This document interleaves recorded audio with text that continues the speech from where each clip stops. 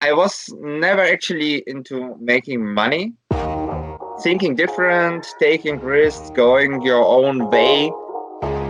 I still have a bit of problem with authorities. How do you motivate yourself? The motivation is not the problem here. If you're not motivated, you can stop. You don't have any motivation, so why do you want to continue doing it?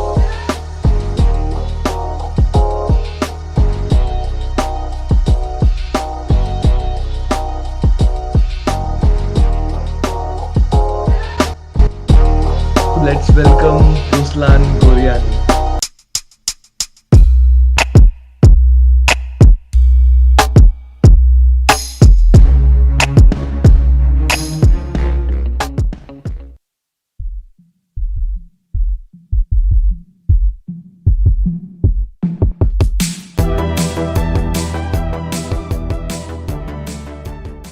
Hi, all. I welcome you to the Building Culture podcast, where I invite incredibly smart people who build things, whether they be engineers, entrepreneurs, programmers, hobbyists, or researchers. It does not matter. As long as you're someone who is passionate about building things, I'll find you and podcast you.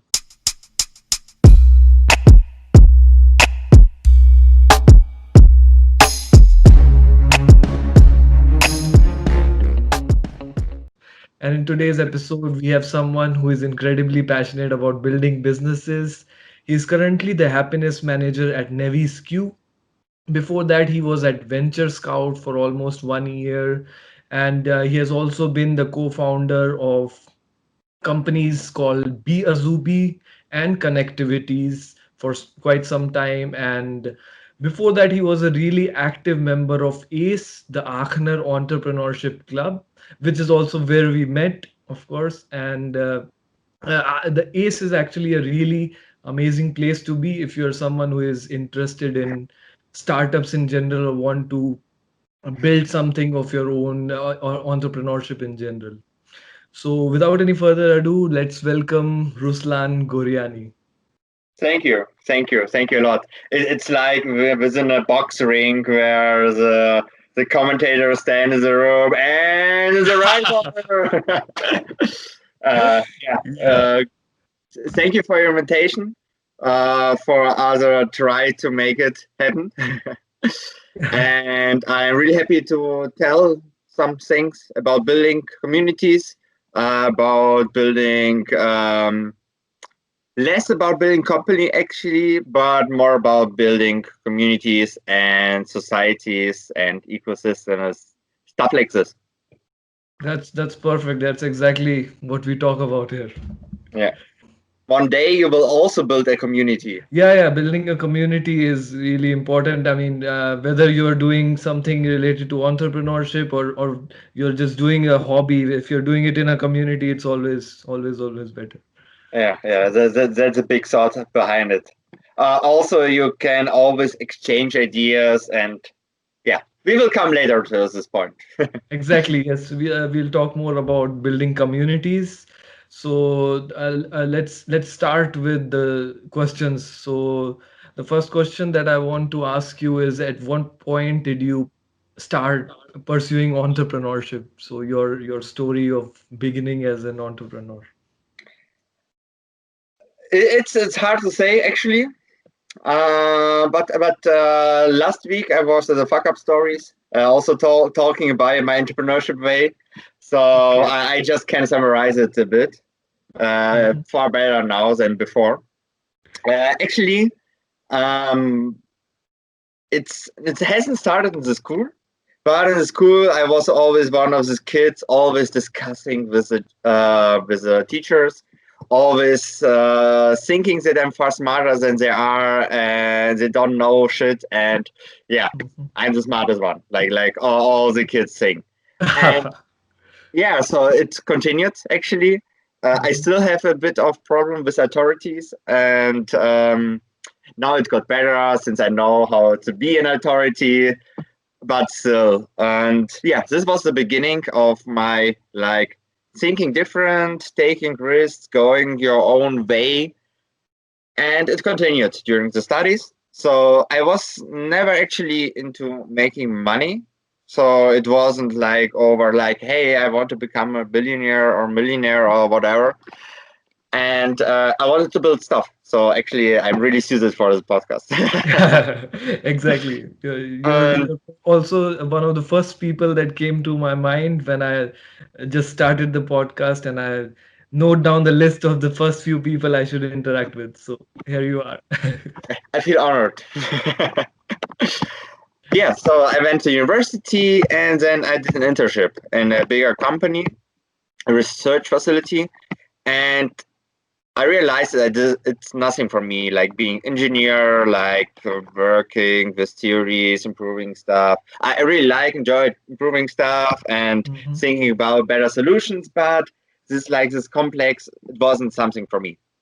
So I, yeah, somehow without realizing it, I gave up on engineering and just forced me through the further exams. And a friend of mine at the same time during I was doing my internship has founded a company, Yodel. And after a few months, I had some exchange semester. I went for Erasmus to Istanbul, and the semester there started in January, and that's when the no, not in February, and that's when the exams here in Aachen start. So I Yeah. had lost like one complete semester of the time Mm. between the start of the semester and the exams. So I did an internship. And during this internship, I was traveling from city to city and realized, oh, it's really fun. It's really nice. I really enjoy doing this. And it also helped me to realize that I don't want to become an engineer. I still really enjoy building up stuff, Mhm. but I knew that it wouldn't build up stuff like an engineer. So you build companies. Products, companies, somehow like something like this.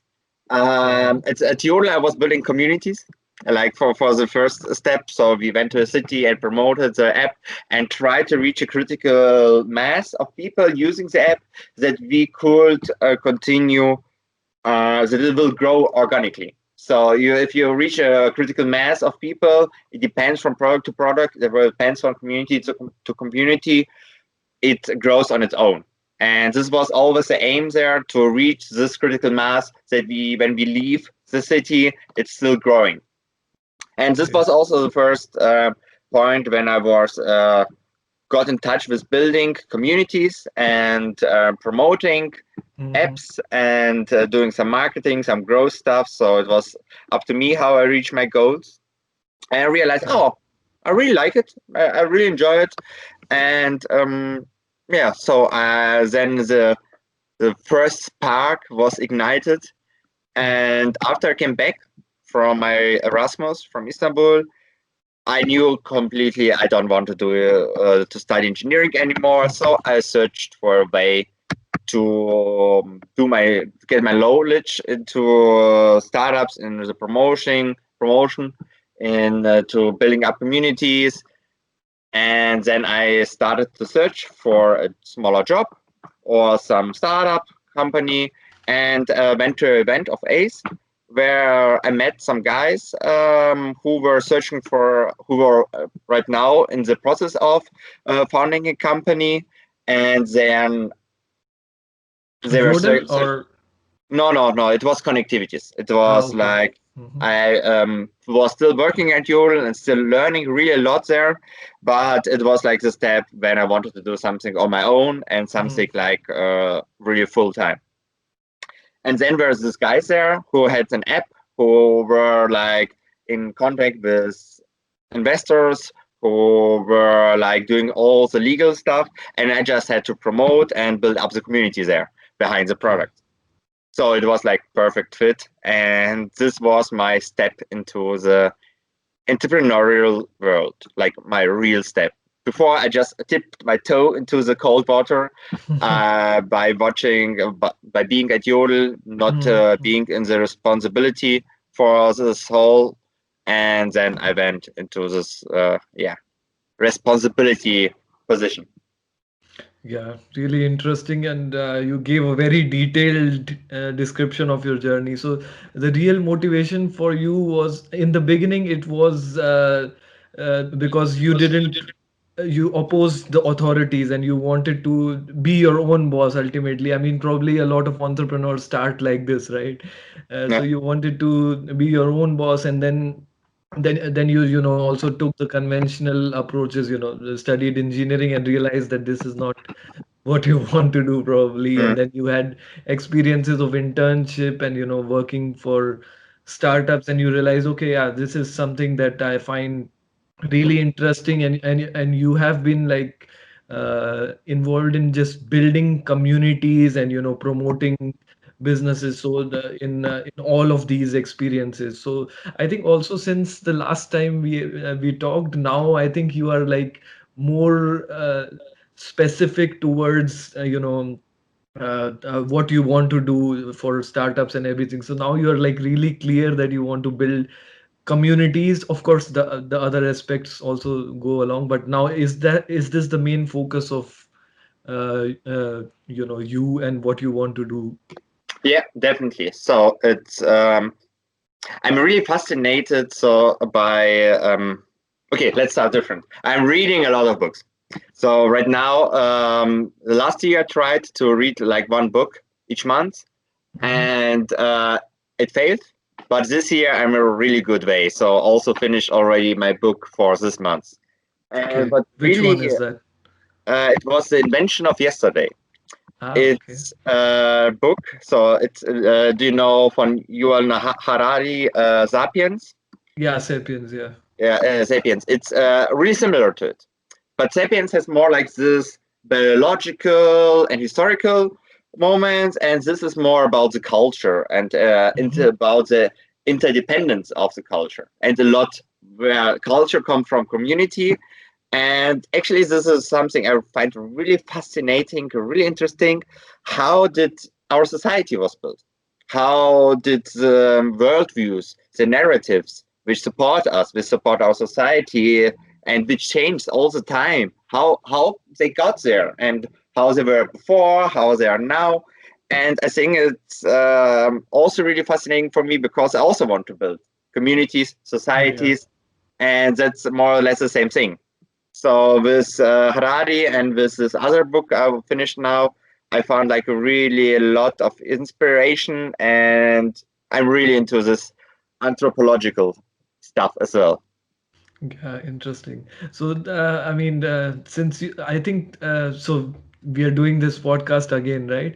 And the last time we talked, I think it was 2 months or so Yeah, before, and I mean, I can already see that you have like your mindset is already diverging. So this is like the kind of mindset and approach that you adopt, like always continuing, like I mean, always continuing to grow. You know, always having a growth mindset. So can you talk about like what is your approach, because you are like I can see a difference in your approach already, because last time you were talking about, I mean, it was something similar, but it's more specific now. Last time you were yeah, talking about the inspiring people to be their best version of themselves, which is what you do at Nevis Q.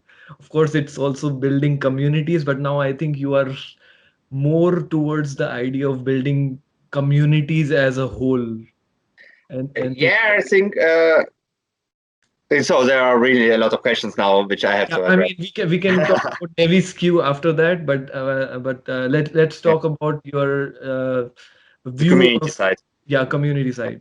Yes. As you saw, talked about this growth mindset. I think it's like really crucial for entrepreneurs and for the society to have this growth mindset. Because if we, it actually, so as you are seeing, I'm more into community stuff, but it's like really because I am really nudged by reading this book and finished it today. That's why I'm really into this. Okay. But as you said, yeah, I we changed within 3 months or 2 months since the last call. And I think this is something really crucial for every entrepreneur, for every person which is about to develop him, herself, and which wants to change something. So I often like to say, I'm still really love to say it. I'm often, or I'm still ashamed for myself, which I have been 1.5 year ago. So I have changed this much, and a Okay. lot of people during their entrepreneurship journey changed so much during this time because it's a really intensive time. It's so you learn so much. You have to learn because there's some gun heading at your head because you have to succeed, and either you learn, adapt, and become better version of yourself, or you fail, Hmm. or you Yeah. can also become a better version and still fail, which was all happened often in my case. But still, it's a journey, and you have to acknowledge that you're never at the end of it. It's a continuous journey, and as long as you acknowledge that you are not finished going this journey, and are open to the all new perspectives, to new ideas, to new world signs, like narratives. It was called in the book I was reading. Hmm. Um, it's hard for us people. We really love security. We really like it has always worked like this, and so we shouldn't change it. But progress is a lot of risk. That's why, especially in Germany, a lot of people are afraid because they come out of a position with really a lot of comfort. Hmm. And but it's a risk we need to take, and that's why we all need to grow. We all need to stay open-minded and develop ourselves. And as you quoted it, get a better version of ourselves each month, each day. Yeah, it's really really amazing to see the difference just in a few months, and also you seem to have more clarity in towards your vision, and we will also talk about that. Maybe that would also have changed over the past 2 or 3 months. So since we talked about growth, let's also, can you tell a bit about your evolution as an entrepreneur? How did you evolve over the Mm, past 5 years? okay. Yeah, so I just continue at the point where we stopped.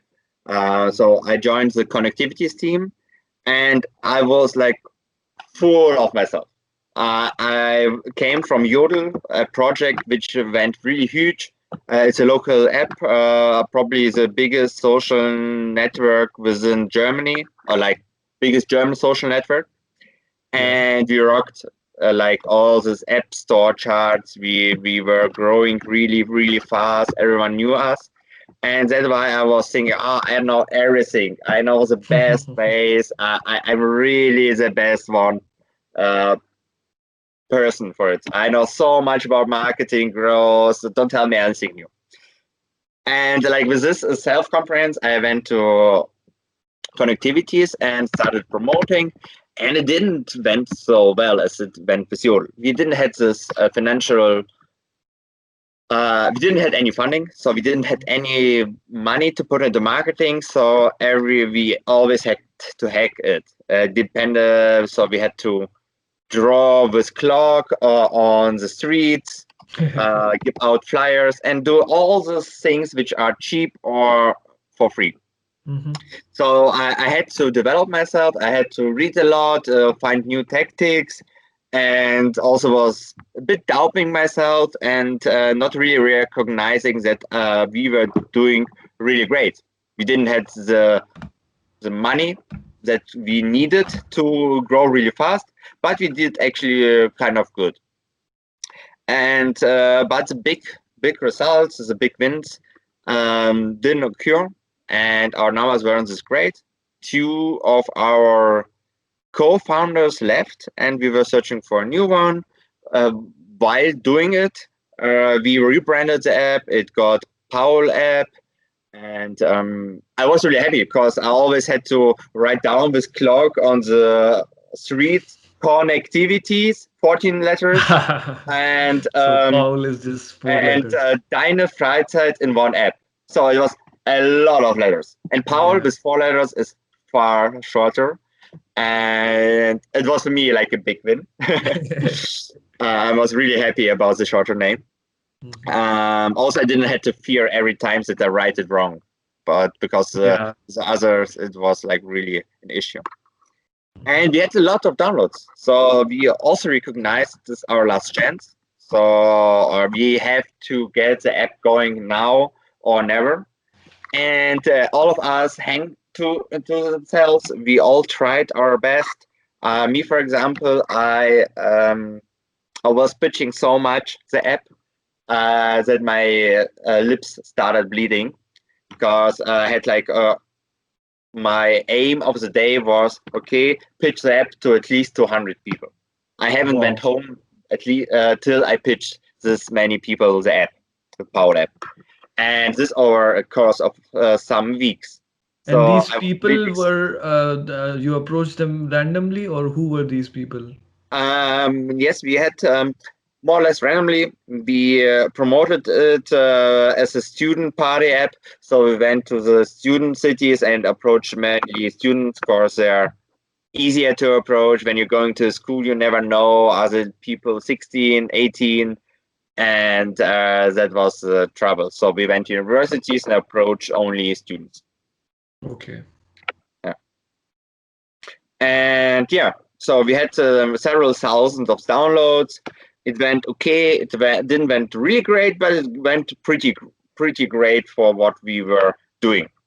And then the Facebook and Cambridge Analytic scandal came up, Yeah. and Facebook closed their APIs for everyone, except for Tinder and some really huge apps.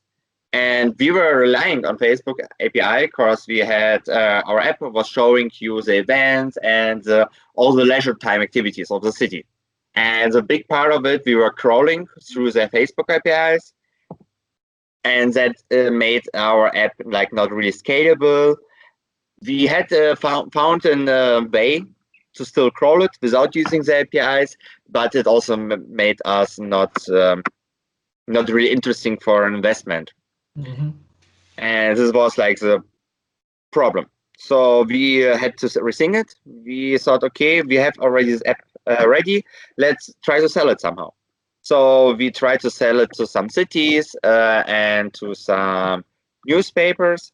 And one of them was the Aachener Zeitung, and Mm. like not selling, but like white label B2B solution. And they had a hackathon at the meantime, and we went there to show how great we are, that we are so amazing group, and they should definitely work with us. And at the event, we met some designers, and we had an idea that apprenticeships have a really bad view in the public. So they have a really bad reputation. You always hear about nurses, about hand-working people, that they are not this well educated or have a worse life or have to work too hard, but the Hmm. people are really doing it out of their hearts. And these Hmm. were the moments we wanted to show, and that's why we made an app where the people could tell about their stories, about their moments, which made their eyes like really shine, and where they really were happy to tell about. And this was a like really great idea. Everyone told us, and we won the hackathon. We got the best pitch there. We got a stipendium from the digital hub, and afterwards we got like from the NRV, North Rhine-Westphalia, also a stipendium for like that we received 1,000 euros a month for 3 members of the team, and could completely focus on the second app, Be Azubi then. Yeah. Yeah, but we were like a mixed group with two different worldviews, and we couldn't like really get this together. So we had some problems within the team. We really were discussing a lot. Really were um, really taking a long time to get some decisions done. Hmm. Hmm. And also the people, like I'm really happy that everyone was there, and I really enjoyed the time with the co-founders, but we weren't a good match. So we didn't appreciate the work of each other. We had like really team problems there. Hmm. Yeah. So after this, but while doing BR2B, I also got the head of ACE, the chairman of ACE, a bit before. And yes, so it was like good that I could try out stuff with ACE and try out stuff with BR2B and always could compare. So I always could grow big and take one decision in one situation, take one decision in another situation. It was extremely exhausting, like really, really exhausting, Yeah. but I really matured through it. Like I learned so many new people.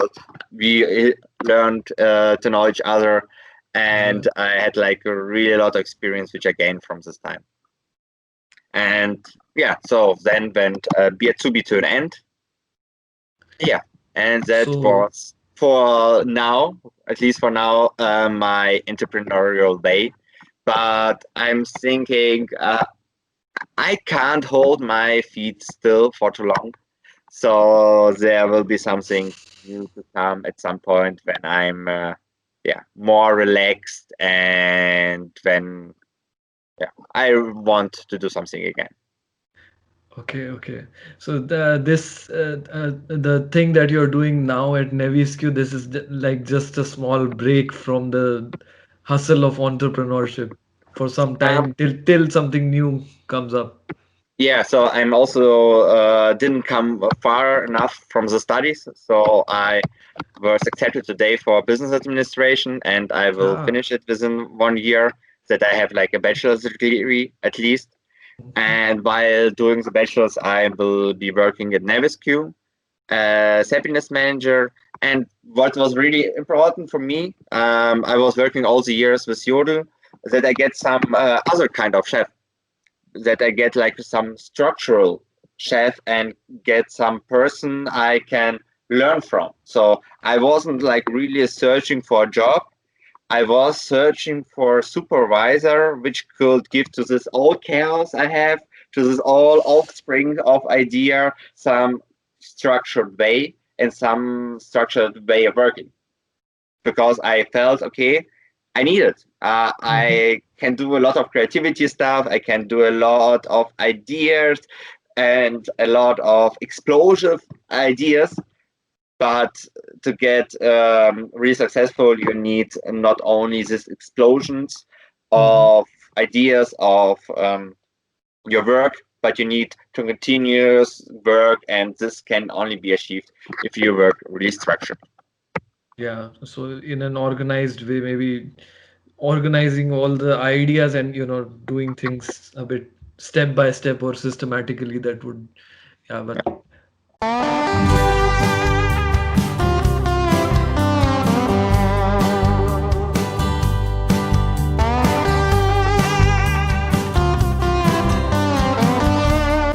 Hey guys, I hope you enjoyed part 1 of the conversation with Ruslan Goryanyy. This was part 1, personal, where we talked about Ruslan's journey into entrepreneurship, how he got started, why he got started, what are the steps that he took to realize his passion towards entrepreneurship, what are the projects and activities he was involved in, what are the startups he was involved in, what are the communities that he has built and was involved in, and a lot of other interesting and fun stories. In the next part, we'll dig a bit deeper into what goes on in building a startup from scratch. So, if you have your own set of ideas that you think can be impactful, this would be really beneficial for you, because Ruslan shares what are the steps that you should be taking after you have clarity about your own idea. He also shares what are the important things to consider when building a startup.